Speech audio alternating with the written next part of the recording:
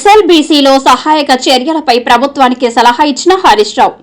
SLBC సొరంగ మార్గంలో చిక్కుకున్న వారిని బయటకు తీసేందుకు ప్రభుత్వం ఇప్పటి వరకు ఒక కార్యాచరణ రూపకల్పన లేకుండా చేస్తుందని, తాము ప్రభుత్వానికి సలహా సూచనలు రాజకీయాలు చేయడానికి రాలేదని, వెంటనే ప్రభుత్వం తమ సలహాలను సూచనలను పరిగణలోనికి తీసుకుని సహాయక చర్యలు చేపట్టాలని మాజీ మంత్రి హరీష్ రావు ప్రభుత్వానికి పలు సలహాలు సూచనలు చేశారు.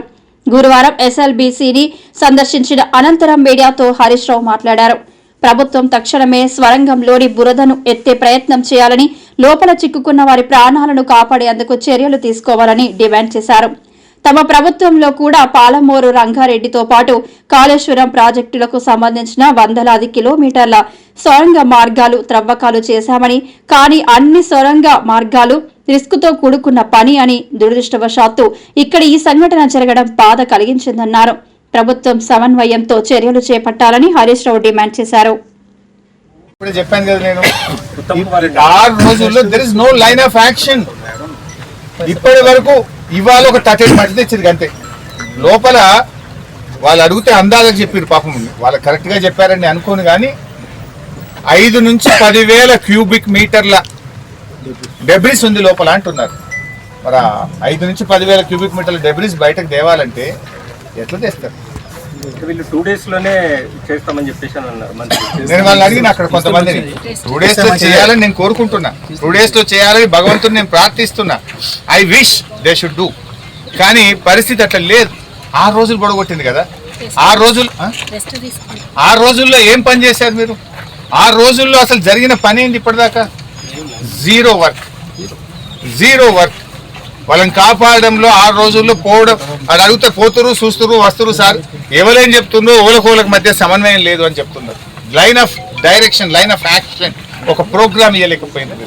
ప్రధాన ప్రతిపక్షంగా మీరేం సలహా చెప్తున్నారు? సార్ ప్రధాన ప్రతిపక్షంగా మీరు వచ్చి సొరంగం చూసిండ్రు, ఘటన స్థలాన్ని చూసిండ్రు, ప్రభుత్వానికి ఏం సలహా ఇస్తుంది? వేగంగా సహాయక చర్యలు చేపట్టండి. డెబ్రిస్ ను, ఆ కన్వేయర్ బెల్ట్ ను వెంటనే మరమ్మతు చేసి కన్వేయర్ బెల్ట్ మీద ఫాస్ట్ గా డెబ్రిస్ అంతా బయటకు తీసుకొచ్చే ప్రయత్నం చేయండి. 3 షిఫ్ట్లలో కూడా అవసరమైతే అదనపు ఎన్డీఆర్ఎఫ్ బృందాలను, సింగరేణిలో కోల్ మైనింగ్ లో అండర్ గ్రౌండ్ మైనింగ్ చేసేటువంటి టాలెంటెడ్ మైనర్స్ ను పిలిచి లోపల ఉండే డెబ్రిస్ ను ఆ ట్రైన్ ద్వారా కూడా తీసుకురండి. అదేవిధంగా మన కన్వేయర్ బెల్ట్ ద్వారా కూడా తీసుకురండి. సైమల్టేనియస్ గా రౌండ్ ద క్లాక్ 3 షిఫ్టుల్లో పనిచేసి వారిని కాపాడి వారిని తొందరగా బయటకు తెచ్చే ప్రయత్నం చేయాలని చెప్పి మేము కోరుతాం. అంత పెద్ద మిషన్ అవసరం లేదు ఇప్పటికిప్పుడు. ముందు డెబ్రిస్ తీస్తే ముందు మనం ఆ 8 మందిని మనం కాపాడుకోవాల్సిన అవసరం ఉంది. వాళ్ళకి ఇంతవరకు ఆక్సిజన్ పంపే ప్రయత్నం మనకు జరగాలి కదా. ఆ లోపల ఉన్న వాళ్ళకు వివిధ సోర్సెస్ లో మరి ఏ రకంగానన్నా ఇంకా లోపలికి పంపే ప్రయత్నం కానీ వాళ్ళని కాపాడుకునే ప్రయత్నం జరగాలి. ఇప్పుడు ఆ డెబ్రిస్ తర్వాత ఏముందో ఎవరికి కనబడడం లేదు. మరి 6 రోజుల్లో ఇంతవరకు ఎందుకు డెబ్రిస్ తీయలేదు? ఎందుకు ఒక లైన్ ఆఫ్ యాక్షన్ చేయలేదు?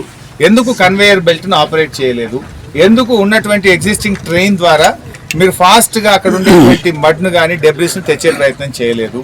ఒకవేళ ఆ మిషన్ యొక్క పార్ట్స్ అడ్డంగా ఉన్నాయి, అవి తొలగించడానికి ఇప్పుడు ఏదో అనుమతిస్తే ఇవాళ కట్ చేయడానికి పోయిందన్నారు.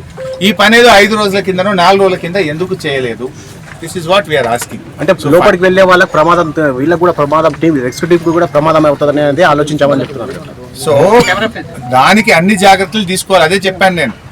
National institute of rock mechanics కానీ, అదేవిధంగా నేషనల్ జియాలజికల్ సర్వే ఆఫ్ ఇండియాని కానీ చెయ్యాలి మీరు. ఇప్పుడు వైసాబ్ ఇదేమి, మేము కాళేశ్వరం ప్రాజెక్టులో 203 కిలోమీటర్ల టనల్ తవ్వాం, 203 కిలోమీటర్స్ టనల్ తవ్వాం. పాలమూరు దిండి ఎత్తిపోతల పథకంలో దాదాపు 100 కిలోమీటర్ల టనల్ తవ్వాం బీఆర్ఎస్ హయాంలో, 100 కిలోమీటర్స్.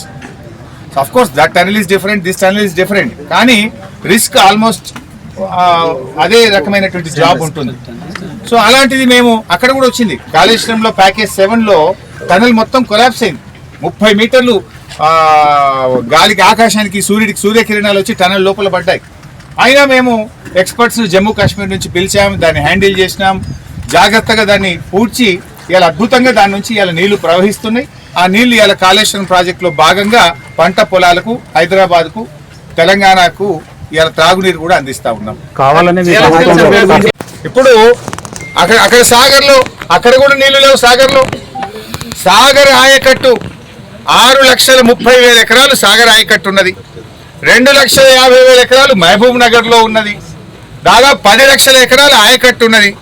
అటు సాగర్ నీళ్లు కుడికాలువకి వెళ్ళి ఆంధ్రప్రదేశ్ తీసుకుపోతున్నారు, ఇటు రాయలసీమకు పోతిరెడ్డిపాడికి వెళ్ళి తీసుకుపోతుంటే కేఆర్ఎంబితో మాట్లాడడము, కేంద్ర జలవనరుల మంత్రితో మాట్లాడి ఆపే బాధ్యత మీకు లేదా?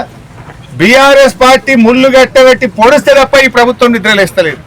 ఒక్కసారి కాదు, మీరు చూశారు మొదటి కేఆర్ఎంబి మీటింగ్ లోనే మన ప్రాజెక్టులన్నీ కూడా కేఆర్ఎంబికి అప్పగిస్తూ ఆ రోజు ఒప్పుకొని వచ్చిండ్రు. వెంటనే మా నాయకుడు కేసీఆర్ స్పందించి 10 ఏళ్లు మేము అప్పచెప్పలేదు, సెక్షన్ 3 కింద కృష్ణా నదీ జలాల పంపిణీ అయ్యే వరకు ప్రాజెక్టులు ఇవ్వమని చెప్పినాం, నువ్వు ఎట్లా ఇస్తావు అని కేసీఆర్ గర్జిస్తే అప్పుడు మేల్కొని అసెంబ్లీ పెట్టి లేలే మేము ప్రాజెక్టులు ఇవ్వం, మేము వాపస్ తీసుకుంటున్నాము అని అసెంబ్లీలో ఏకగ్రీవ తీర్మానం చేసిండ్రు. ఎప్పుడు కేసీఆర్ గర్జిస్తే మీరు తీర్మానం చేసిండ్రు. రెండవది, చంద్రబాబు నాయుడు గారు గోదావరి నీళ్లను ఆంధ్రాకు తీసుకుపోయే ప్రయత్నం చేస్తా ఉన్నాడు. ఆయన గోదావరి బంకచెర్ల లింకు పెట్టి 150 టీఎంసీల రిజర్వాయర్ కట్టి ఉన్న గోదావరి నీళ్లను కూడా ఆంధ్ర తీసుకుపోతుంటే కూడా ఈ ప్రభుత్వం నిద్రపోయింది. ఆ రోజు నేను ప్రెస్ మీట్ పెట్టి ఏం చేస్తున్నారు, ఆయన 2 సార్లు నిర్మలా సీతారామన్ గారికి ఉత్తరం రాసిండు, బడ్జెట్ లో నిధులు పెట్టిండు, ప్రణాళికలు తయారు చేసి ముందుకు పోతా ఉంటే కనీసం అపోజ్ చేసే బాధ్యత మీకు లేదా అని చెప్పి మేము ప్రశ్నిస్తే అప్పుడు బ్యాక్ డేట్ వేసి 3 రోజుల కింద డేట్ వేసి ఉత్తరం రాసిండు. ఇదే ఉత్తమ్ కుమార్ రెడ్డి గారు. 3 రోజుల కింద డేట్ వేస్తావా నువ్వు? నిజంగా 3 రోజుల కింద ఉత్తరం రాస్తే అదే రోజు ఉత్తరం ప్రెస్ కు రిలీజ్ చేయాలి కదా. నేను ప్రెస్ మీట్ పెట్టినాక 2 గంటలకు ఆదరబాదరగా ప్రెస్ మీట్ పెట్టి బ్యాక్ డేట్ వేసి లేదా ఈ ప్రాజెక్ట్ మేము అపోజ్ చేస్తున్నామని అప్పుడు ఉత్తరం రాసిండు ఈ ఉత్తమ్ కుమార్ రెడ్డి. అంటే రాష్ట్ర ప్రయోజనాలు మీకు పట్టవు, మీకు ఆపస్ల కొట్లాటున్నది, కుర్చీల కొట్లాటున్నది. మూడవది, మొన్న కృష్ణా జలాలు ఉన్న నీళ్ళని కుడికాలువ ద్వారా రోజు 10,000 టీఎంసీలు పోతున్నాయి, 10,000 క్యూసెక్లు రోజు పోతా ఉన్నాయి కుడికాలువతోని. అటు రాయలసీమ తీసుకుపోతున్నారు, మన పంటలు ఎండిపోతాయి. 10 లక్షల ఎకరాలు ఉంది. హైదరాబాద్ మంచినీళ్లు, ఉమ్మడి నల్గొండ జిల్లా, ఉమ్మడి ఖమ్మం జిల్లా, ఉమ్మడి మహబూబ్ నగర్ జిల్లా, మహబూబాద్ జిల్లా, రంగారెడ్డి జిల్లాకు మంచినీళ్ళకి తిప్పలవుతుంది. ఏం చేస్తున్నాయి అంటే అప్పుడు కేఆర్ఎంబి చైర్మన్ దగ్గరికి పోయింది ఉత్తమ్ కుమార్ రెడ్డి. నేను అడిగినాక తెల్లారు మీటింగ్ పెట్టిండ్రు, ఏమని సెక్రటరీల మీటింగ్, అరే మా తెలంగాణకు అన్యాయం అవుతుంది నీళ్ళని పోయినాయి గప్పుడు నిద్రలేసారు. అంటే ప్రతిపక్షం ప్రశ్నిస్తే తప్ప ఈ ప్రభుత్వం స్పందించడం లేదు. రాష్ట్ర ప్రయోజనాలు కాపాడడంలో ఈ ప్రభుత్వం పూర్తిగా ఫెయిల్ అయిపోయింది, విఫలం చెందింది.